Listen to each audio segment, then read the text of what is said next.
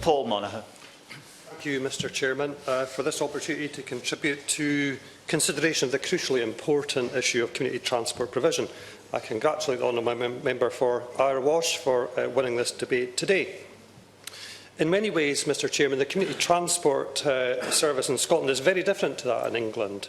Many of the English operators have large fleets of minibuses, are fortunate to receive large grants from their local authorities and, of course, operate in areas where the population density is much higher than most of Scotland, and certainly higher than in the constituencies of Caithness, Sutherland and Easter Ross, and Ross, Skye and Lochaber, that are represented by myself and my honourable friend, respectively. In England, much of the debate taking place in connection with community transport centres on encouraging community transport providers to diversify their services to reduce reliance on financial support from local authorities. They are also being encouraged to access sponsorship, develop partnerships to promote joint working, reduce bureaucracy and overhead costs, and to utilise smart technology to promote total transport solutions where passengers use technology to order a service. Thank the honourable member for giving away. He's elaborating on the differentials that exist throughout the UK on community transport, and he's right. In different parts of the UK it works in different ways, but would he agree with me that the one overarching principle that seems to apply right across the nation state is that mobility, particularly amongst the elderly, is greatly enhanced whenever community transportation infrastructure gets the support it needs? I absolutely agree with the honourable member, and would suggest that that's particularly important in rural areas. In Scotland, the defining feature of many community transport schemes is their size. They are small organisations that tend to operate in vast geographical settings, where the service that they provide is to very remote and rural communities. It is vital that the geographical challenges faced by community transport schemes in Scotland is recognised in this debate today, and that it is understood that remoteness means that partnership and collaboration between community transport schemes is very difficult. To put this in context, I highlight the excellent community transport schemes in my constituency. There are 10. In Easter Ross, Alness Heritage Centre has 1 vehicle, Invergordon Seafarers Mission has 1, and Soar, also in Invergordon, has 2 vehicles. None of these schemes receive any grant funding from the local authority. In Caithness, there are 2 schemes. Wick and East Caithness Church operates 1 vehicle, and Caithness Rural Transport operate 4 vehicles. In Sutherland, there are 5 community transport schemes. Assynt Community Transport has 2 vehicles and covers the 9th most geographically challenged area in Scotland, as measured by the Scottish Index of Multiple Deprivation. The Bradbury Centre in Bronnerbridge operates 1 vehicle, while Helmsdale Community Trust Association operates just 2. The North West Community Bus Service in Kinlochbervie operates 1 vehicle also, while Transport for Tongue in North West Sutherland operates 5. All of these schemes operate in areas recognised as being the most geographically challenging in Scotland. Perhaps for this reason, many of the people I meet who rely on community transport in the Highlands regard the social experience on the journey as important as getting to the destination. And in Scotland, over 100,000 people use community transport each year, but never for a profit. The social experience is important because Wick in Caithness to Kinlochbervie in Sutherland, Mr Chairman, represents a round trip of 233 miles on predominantly single-track roads. That's broadly comparable with the distance from London to Blackpool, but with a journey time of 7 hours compared to around 4.5 hours if travelling to Blackpool from this place. I think these measures put in context the geographical and organisational challenges faced by community transport schemes operating in Scotland and the near impossibility of collaborative working. As a consequence, community transport schemes in Scotland work hard to be resilient and self-sustaining.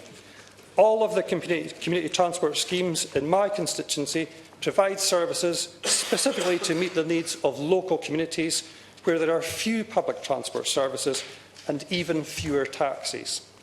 All of the schemes operating in Scotland are excellent, Mr Chairman, and I applaud their work, which makes an invaluable contribution to sustaining rural communities. They are responsive, accessible and flexible, and they are also under threat.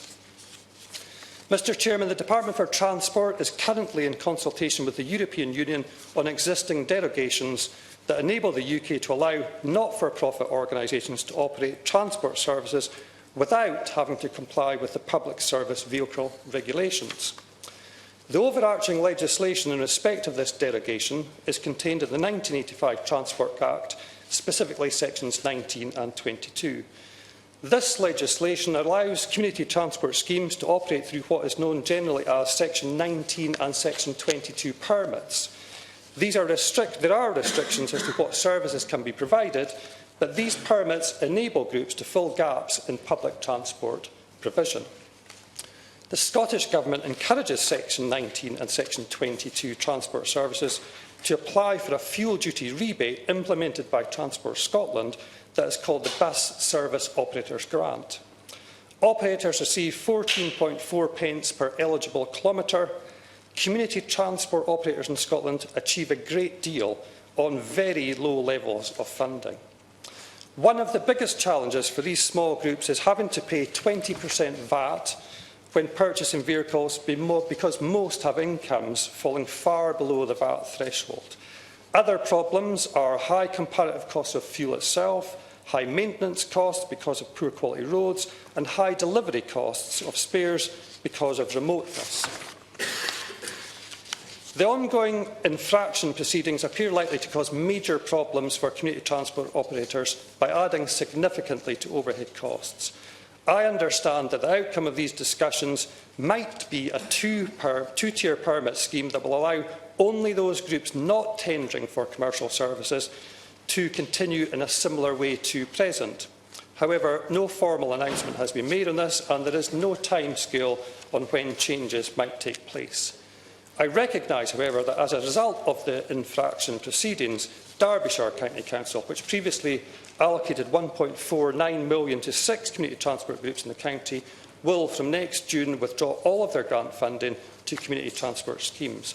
I think that shift will significantly erode the ethos of community transport in that area. It seems to me, Mr Chairman, that in advocating diversification, partnership and reduced overheads, Community Transport Association UK is adopting an English perspective rather than a UK perspective. Community Transport Association UK also talks of accessing sponsorship from local groups. It's very unlikely that this would be achievable for community transport schemes in Scotland. They also talk of tendering to take over service provisions on a commercial basis, and I know that community transport schemes in my constituency are against this. Mr Chairman, I urge the Minister to consider the value of community transport and to argue for the adoption of a two-tier permit scheme as an outcome of the ongoing EU infraction discussions. I would also urge the Minister to reflect upon the challenges facing operators in Scotland and to discuss with the Treasury exemption from VAT on new vehicle purchases and, crucially, how the Rural Fuel Duty Rebate Scheme could be extended to allow community transport schemes to flourish. It seems to me that we are in very real danger of losing all of our community transport schemes by emphasising the price of everything while ignoring their value.